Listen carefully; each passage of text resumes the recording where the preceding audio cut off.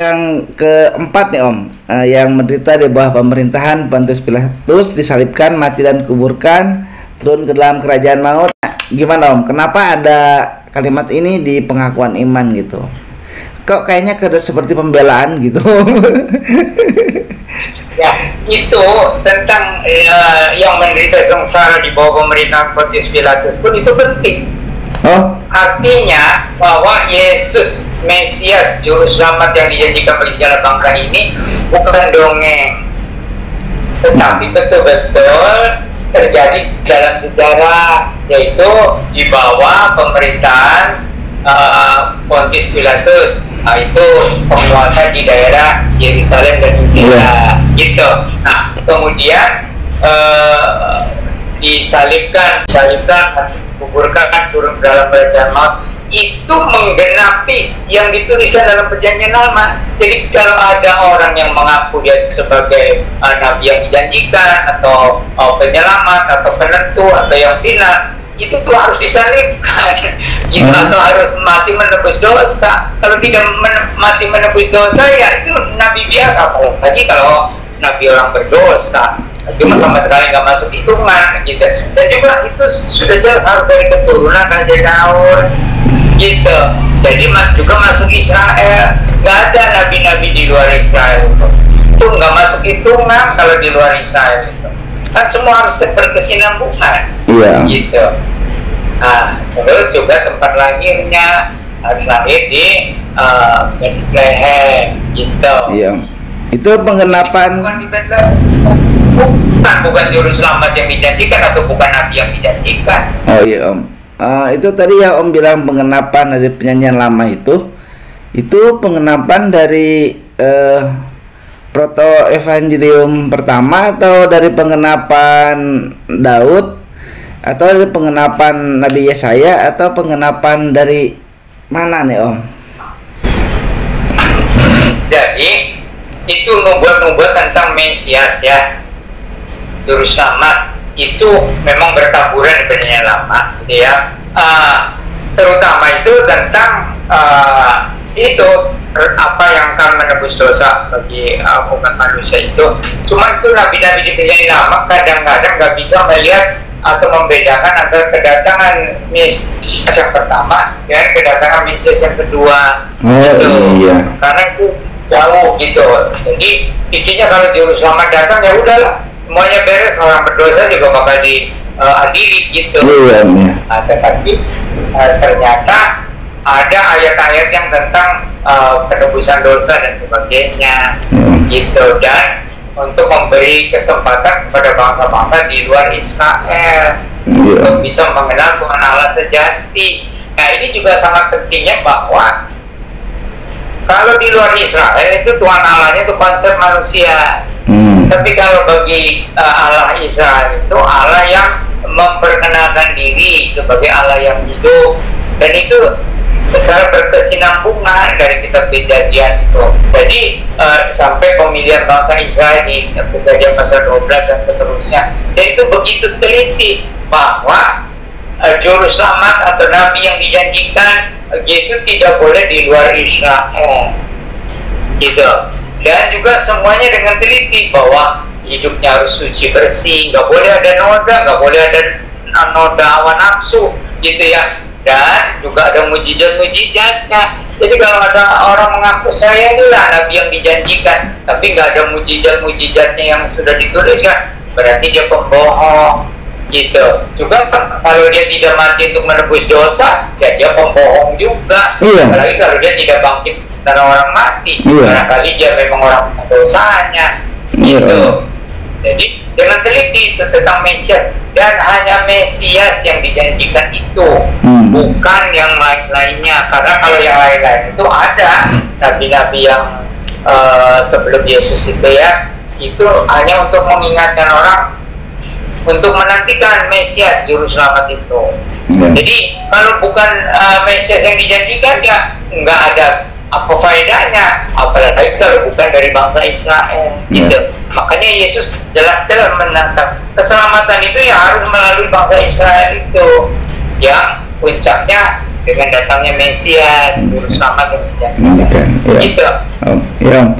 Nah, Om, ini ada pertanyaan gini Om, kenapa jadinya di pengakuan iman yang keempat ini ya Om ya, kita jadi harus mengimani yang menderita di bawah pemerintahan Pontius Pilatus gitu. Kenapa harus mengimani menderita di bawah pemerintahan Pontius Pilatus? Itu yang pertama Om. Yang kedua, kok kenapa Pontius Pilatus gitu? Kenapa nggak yang lain? Kan penguasa Roma waktu itu banyak gitu.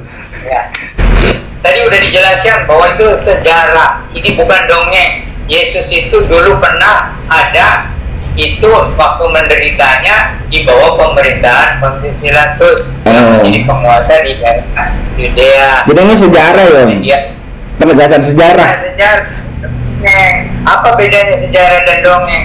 Kalau dongeng itu antah berantah, entah kapan, entah di mana. Yeah. Kalau sejarah itu jelas waktunya dan tempatnya. Maka di bawah pemerintahan Pontius Pilatus, ya, kemudian menderita sengsara dan mati, disalibkan. Nah itu bagi orang Yahudi itu ada sebagian tuh yakin bahwa kalau Mesias datang tidak akan mati. Oh iya.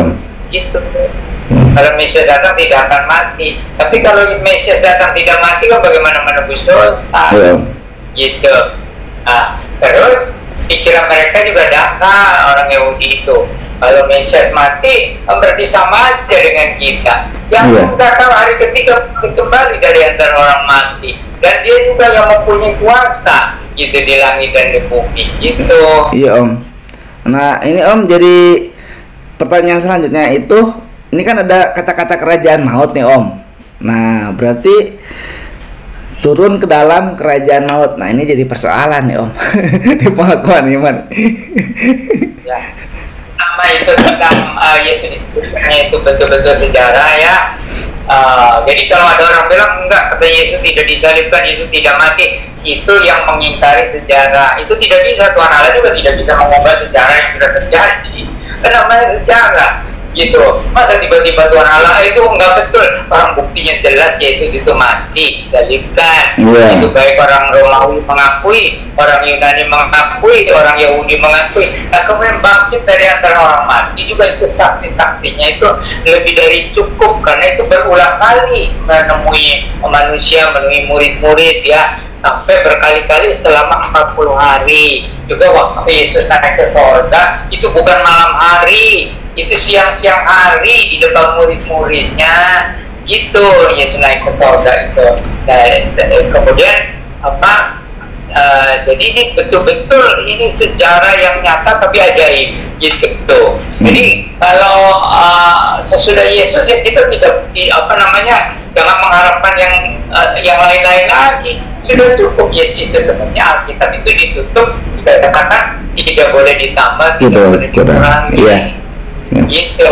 Diawali dengan kejadian penciptaan langit dan bumi, ditutup kita bagi itu penciptaan langit baru, bumi baru. Udah, nggak boleh ditambah, nggak boleh dikurang.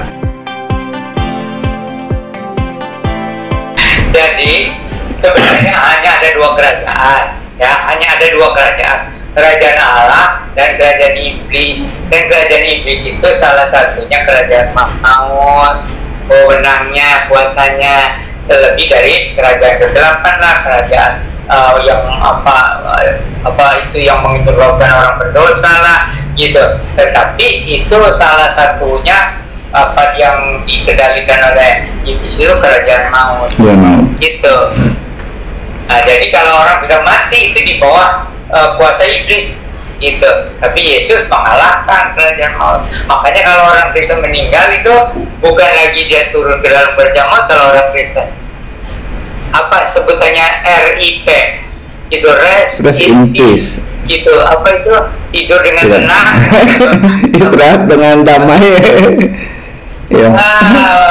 Tidur dengan damai atau istirahat dengan damai gitu. Kalau orang Kristen itu yang menyebabkan ada siapa tuh yang kemudian bertobat jadi Kristen tuh? Singkatnya tuh. Jadi ada penguburan siapa, keluarganya atau siapa, tapi dia di situ kan ada kuburan Kristen, ada tulisan gitu ya, pulang dengan damai atau apa tuh ya? Iya. Pulang ke rumah bapak, pulang ke rumah bapak atau juga pulang dengan damai. Iya. Oh, orang Kristen enak bener katanya ya. Oh, orang Kristen enak bener kok pulang ke rumah bapak. Iya. Lalu akhirnya dia mikir-mikir sedikit-sedikit, akhirnya jadi orang Kristen. Yang mending yang pastilah untuk ke surga, kan orang juga semuanya pengennya ke surga. Lalu siapa yang bisa memastikan masuk ke surga? Kan cuma Tuhan Yesus. Pertama penebusannya, kedua kebangkitannya, ketiga naiknya ke surga menyediakan tempat. Belum lagi kelahirannya aja secara ajaib dia datang dari surga, gitu kan? Jadi kalau orang tuh kalau mencari agama ya, cari yang pasti-pasti aja, yang bisa membawa ke surga, yang pasti mendapat pengampunan. Asal syaratnya ya bertobat sungguh-sungguh lah, percaya sungguh-sungguh lah, gitu. Iya Om. Wah, ini sangat luar biasa sekali nih Om. Dari satu poin pengakuan aja panjang sekali Om kalau dimaknai gitu. Makanya Sobat Alpetra jangan hanya baca aja ya Om, kalau di gereja aja gitu, hanya hafalan. Ternyata dari satu poin aja Om, panjang sekali maknanya, dalam sekali Om.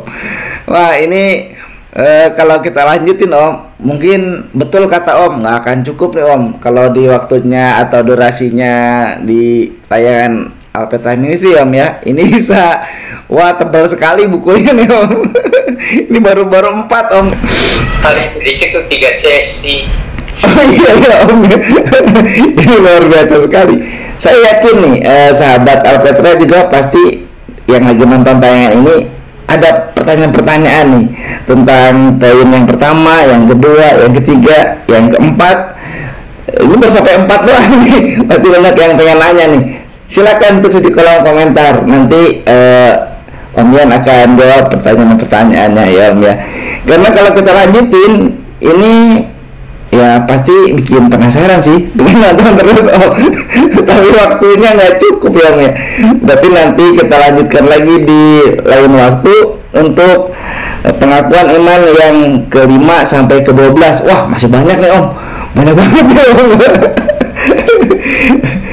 Oke Om, ini karena berhubung waktu, sekali lagi Om, mungkin kita harus akhiri ini ya Om ya. Karena pengakuan iman rasuli itu bukan sekedar diucapkan, dihafalkan, tetapi penuh makna ya Om. Sampai saya sendiri nahan untuk nanya lagi, nahan diri dulu karena ini pasti panjang gitu Om. Oke Om, terima kasih nih Om untuk waktunya hari ini. Nanti kita lanjutkan lagi di lain waktu tentang pengakuan iman rasuli, poin yang ke-5 sampai yang ke-12.